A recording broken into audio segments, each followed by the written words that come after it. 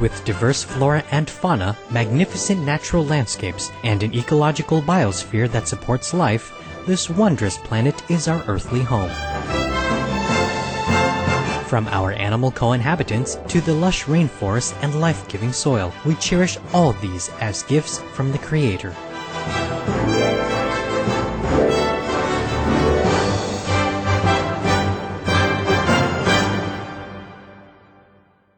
It is a common theme in the world's major faiths that during our temporary stay here, we should be good stewards of Mother Earth. Throughout the years, Supreme Master Ching Hai has shared the message of leading a balanced life while following a spiritual path. Not only must we nourish our spirits, but we share the responsibility to care for nature and our fellow beings. In light of recent scientific evidence which pinpoint the raising of livestock as the #1 contributor to climate change, Supreme Master Ching Hai affirms the important message she has noted for over the past 2 decades.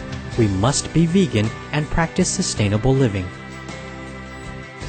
Today, we present to you a compilation of excerpts from Supreme Master Ching Hai's lectures titled The True Cost of Meat.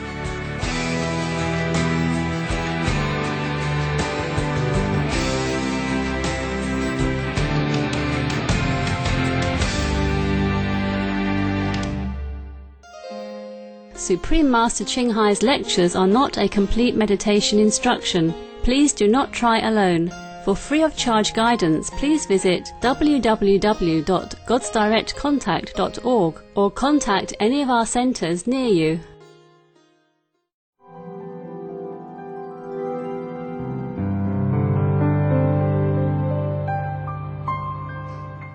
So nowadays, in the modern time, scientists have made some research, and they thought the cause of war may be the starvation.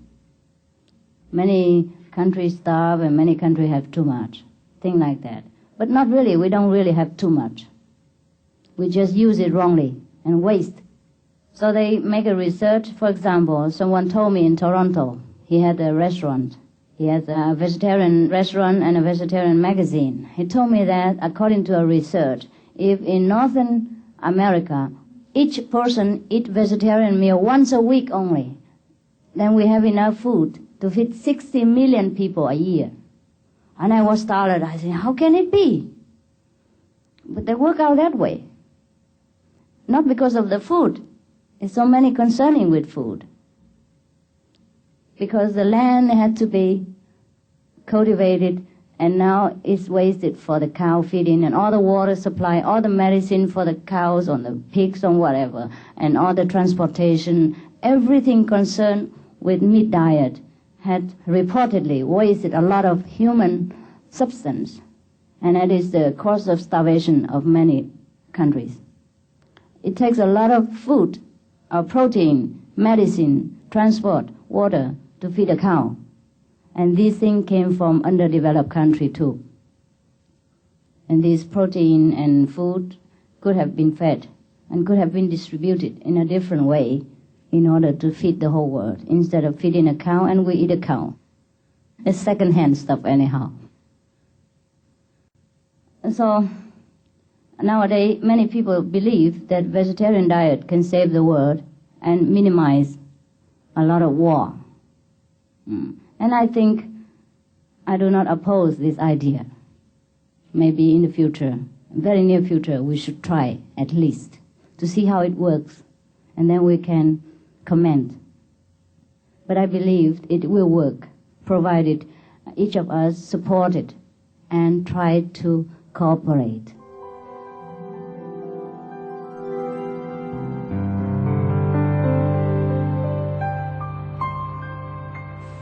Could you speak on vegetarian eating and how that can contribute towards world peace?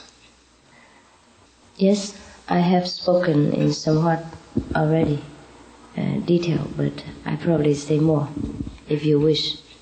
You see, most of the war which happen in this world due to economic reason. And economical reason came more urgently through hunger and through lack of equal distribution of food in different countries. Now, if you care to read magazines and research about vegetarian diet, you would know very well to raise cattle and animals for meat caused our economical bankruptcy in all aspects, caused hunger of the world, at least of the third world.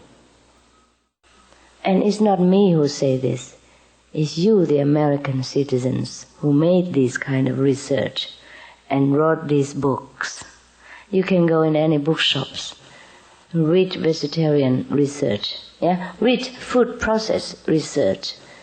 You can read like Diet for a New America from John Robbins. He's very famous, ice cream hero, ice cream millionaires.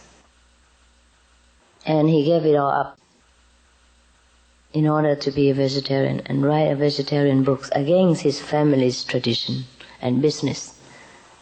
Could mean lots of money, prestige, and business to him. But he did it for the sake of truth. That book is very good, but there are many other books and magazines which give you a lot of information and facts about vegetarian diet that could contribute to world peace. You see, we bankrupt our earth materials for food by feeding cattle. You know how much protein, medicine, water supplies, manpower, cars, trucks, road made, and how many hundreds thousands of acres of land has been wasted before a cattle is good enough for one meal. And all these things could be distributed equally to all kind of underdeveloped countries. And then we save the hunger problem. And once, if a country is in need of food, he probably will invade another country just to save his own people. But in the long run, it created bad cause and retribution. As you sow, so shall you reap. If we kill someone for food, we will get killed for food later, in some other form, in the next time, next generation. It's a pity that we are so intelligent, so civilized, and yet most of us do not know the cause of our neighboring countries' suffering. That is through our palate, through our taste, through our stomach. In order to feed and nourish just one body, we kill so many beings, and we starve so many fellow human beings. Don't talk about animals yet. And this guilt, consciously or unconsciously, will weigh down in our conscience, makes us suffer cancers, tuberculosis, other kind of incurable disease, including AIDS. Ask yourselves why our country, the Americans, suffer the highest rate of cancers in the world. Because we eat a lot of beef. We eat more meat than any other countries.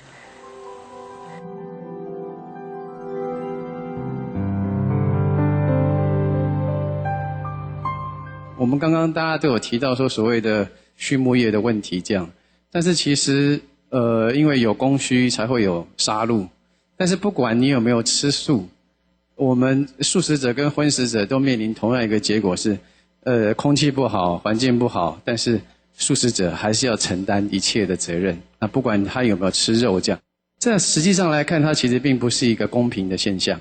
所以曾经有人提出说，那能不能说在肉品里面征收所谓的肉品的税，能够让吃肉的付出更多的代价，然后以减轻所谓的肉品的需求这样。但是这个方式其实又蛮困难的，所以我个人有一个想法是说，其实像以前有所谓的香烟的问题，香烟的问题到现在来讲，抽烟的瘾君子已经很可怜的需要躲到室外才能够那个抽烟这样子。那我想这是一个烟害防治法一个很好的结果。那有没有可能就是说我们在肉品的上面也像香烟防治法一样推动一个立法，让购物的人他们在购买肉品的时候一样可以有一些，至少有一些警语，有一些标示，可以在旁边写说多吃肉可能多摄取动物性蛋白质对你的健康是不好的，然后对于地球暖化会产生多少的碳排放量。如果可以透过立法让一个人在吃的时候他看到那样子的标语，应该多少会警醒他说他现在眼中的牛排，口中的牛排或是明虾可能要付出的代价很大。那不知道说吴上师对于说这样子的提案还是说还有没有其他的更实际的方式可以让我们能够让这个地球的暖化现象可以改善得更快。谢谢。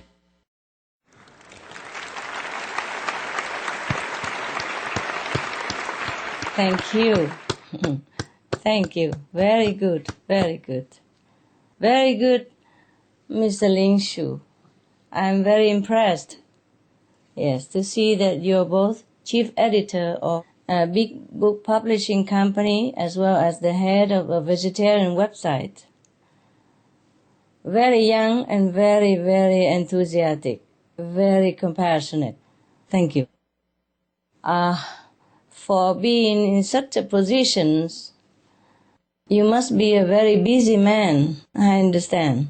But you look so healthy and handsome. And as a media leader in the veg world, you still continue doing your job and still look good. So the vegetarian diet clearly helps you look good and healthy and intelligent to do all your job. Bravo for your positive effect already, for being a walking example. And yes, your proposal is a very, very good idea. Yes, that's right. Give him an applause. Bravo. Doesn't he look handsome and young? Yeah. And very enthusiastic and smart. Yes. I'm sure your wife would say that every day. Now, we should be warning people all about the products containing meat and milk and eggs also. Fish even. Anything to do with animal products, we should, as you said, put a warning label on them. This is because these products bring many of the same health problems and involves the same animal cruelty, and they are destroying our home. The egg industry, for example, routinely disposes of male chicks at a very young age by throwing them into a grinder. Gosh. Oh. Where they are crushed into so-called meat while they are still alive. Oh, God.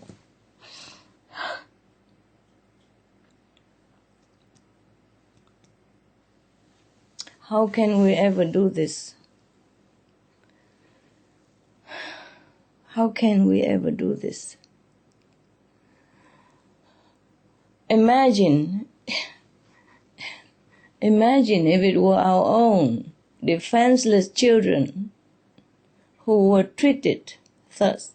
Imagine if it's ourselves who were thrown into a grinder and made us suffer while still alive. My God. Is there any hell more horrible than this? Mr. Ling Shu, besides being horrifically inhumane, even just to think about it, even just to mention it, it wrenches our hearts. How can we imagine anybody would do this? I did not know this before either. I did not even know this. The more we go into this information, the more we know about this terrible treatment to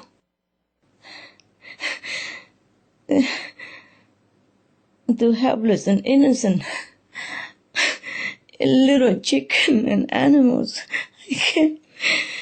I can't imagine we do this. I can't imagine anyone would do this. Gosh. Oh.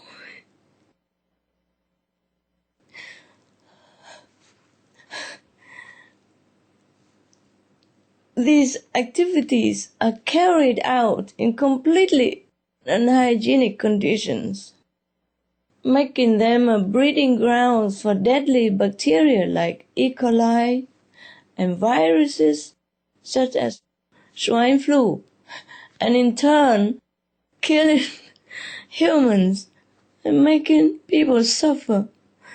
A lot of people suffer not by death but by the separation, the loss of loved ones, even young children who die by swine flu and living parents.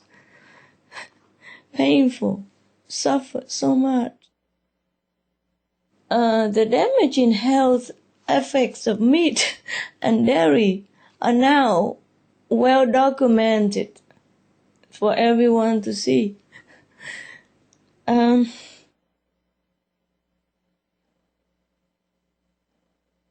Besides being directly linked to increased risk of such fatal diseases as colon cancer, links have also been made to many other cancers, heart disease, stroke, diabetes, infertility in women, and even mercury poisoning found in fish. Another type of meat poisoning can come from arsenic, which is often fed to poultry to make them grow faster. And in turn, we feed ourselves with these poultry. Of course, then we poison ourselves as well. But nobody would tell us about this. So we are feeding ourselves with poisons every day, not just from poultry, but from cows, and pigs, ducks, geese, and not to talk about the cruelty beyond imagination that we are not even allowed to know and to see. If everybody see how the chicken were treated, how pigs are treated, and how little tiny chickens are treated, grind alive like that, I don't think they would want to ever eat chicken meat again. But we are not even allowed to see this. Most of the farm are hidden away from us, hidden away from our conscience. And we, for not knowing, contribute to all this cruelty. And we, for not knowing, feed poison to our tender, young, helpless, innocent children, and wonder why they're sick, they're ill, and have to make them suffer for medicine, injections, operation, and cause us so much pain to us, the parents. If only all people know this. We're trying to inform them. Please help us to inform everybody. This is beyond hell.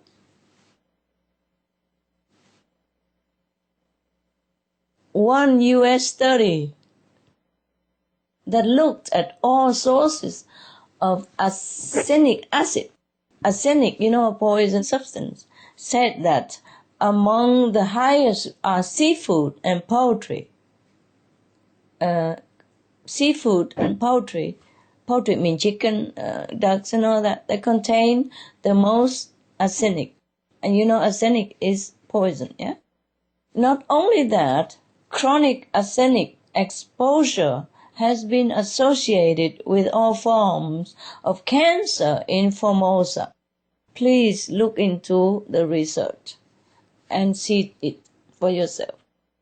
In other research, 164 samples of ready-to-serve prepared meat foods from a scientific center in Formosa, in Taiwan, were evaluated, with up to almost 30% found to contain some form of bacteria contamination, including the potentially deadly lethal E. coli. Finally, in one of the worst animal disease outbreaks to hit the island of Taiwan, the virus called hoof and mouth disease was transmitted from one pig that came to the island in early 1997. Within just 6 weeks, 6,000 farms had been stricken, resulting in the tragic slaughter, massacring 3.8 million pigs. Although in that case there were no reported human infections, this gives you some idea of how quickly animal-borne diseases can spread, causing devastation for themselves and humans alike. And these are just a few examples. So you can see, Mr. Ling Shu, the best is to abolish meat altogether.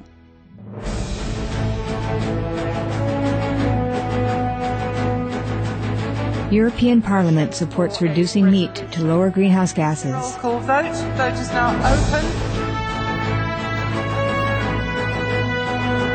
Reduce your meat consumption or stop eating meat totally. During discussions on greenhouse gas reduction goals, the Climate Committee of the European Parliament officially recognized livestock's contribution to global warming and recommended a reduction of subsidies to the livestock industry to curb methane. The European Parliament has adopted its own position on climate change as an institution, and as a Vice President, one of the proposals I have made is in line with your own, which is that we should eat far less meat, because that's one of the major sources of greenhouse gases. Tout le monde sait bien, si on veut rendre notre planète soutenable, il va falloir réduire notre consommation de viande, ça on le sait bien.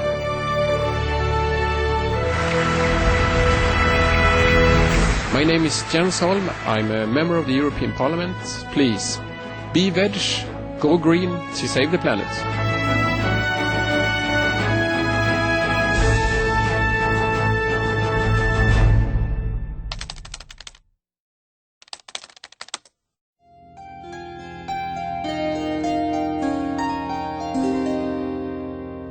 It's been a joy to have you with us for today's episode of Between Master and Disciples.